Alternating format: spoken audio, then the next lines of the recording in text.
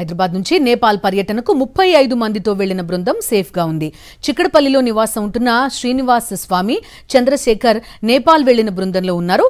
మానస సరోవర్లో ఉన్న యాత్రికులు సేఫ్గా ఉన్నారని చెప్తున్న శ్రీనివాస్ కుటుంబ సభ్యులతో మా ప్రతినిధి విక్రమ్ ఫేస్ టు ఫేస్.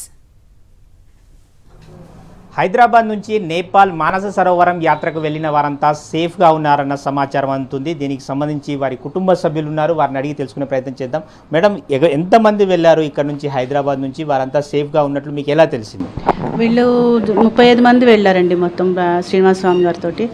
వాళ్ళు యాక్చువల్గా ఈ ఇన్సిడెంట్ జరిగినప్పుడు కైలాస పరిక్రమలో ఉన్నారు. నిన్న సాయంత్రం దార్చన్ బేస్ క్యాంప్కి వచ్చారు. సో వాళ్ళందరూ ప్రస్తుతానికి సేఫ్గానే ఉన్నారు. సో రిటర్న్ జర్నీ ఎలాగన్నది వాళ్ళు డిసైడ్ చేసుకుని గవర్నమెంట్ పర్మిషన్ బట్టి ఏ రూట్లో ఇస్తారో చూసుకొని తిరిగి వస్తారు వాళ్ళు.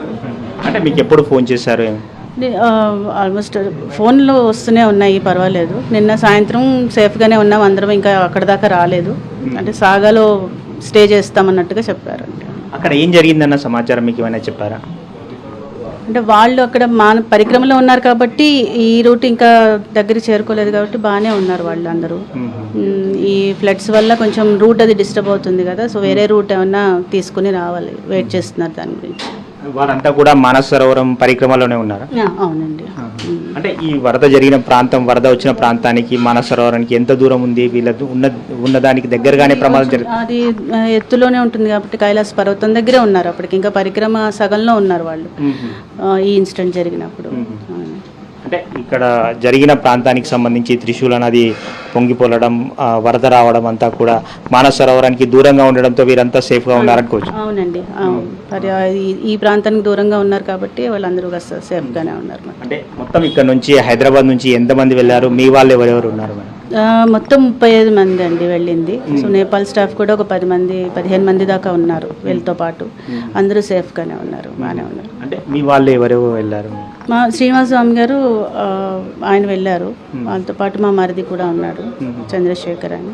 మిగతా వాళ్ళందరూ బయట వాళ్ళు, ఆంధ్ర నుంచి, యూకే నుంచి వచ్చారు, ఆస్ట్రేలియా నుంచి వచ్చారు, యుఎస్ఏ నుంచి, చెన్నై నుంచి వెళ్ళారు.